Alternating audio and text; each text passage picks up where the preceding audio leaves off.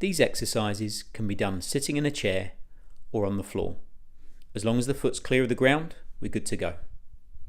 Circle the ankle both clockwise or anti-clockwise, making the movement as circular as possible. We're looking for quality movement, not sloppy movement. Concentration is an absolute must here. Perform the movement with first your eyes open and then with them closed. If there is a difference between the quality of the movements, this helps us to assess whether there is an obvious proprioceptive deficit. If you're not sure what this is, then visit our video library to learn more. If this movement is proving too difficult, then it's important to regress back to the appropriate level.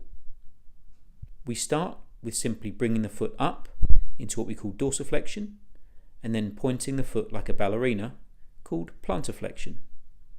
Feel the quality of the movement and try to identify where the movement feels most difficult. Do the same when moving the foot into both inversion and eversion. We can then combine these movements to trace a box shape in the air. This should be done both clockwise and anti-clockwise.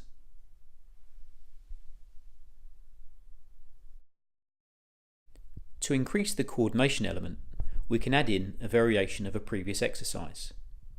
We can start by flexing or bending the toes as you point the foot downwards or into plantar flexion, and then bringing the toes up as you bring the foot up into dorsiflexion.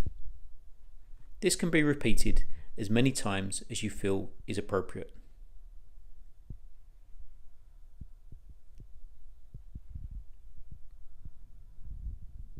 To make it more tricky, we can do the opposite. We can bend the toes as we lift the foot up, and then bring the toes up as you point the foot downwards. This can be difficult at first, so give yourself time to adapt.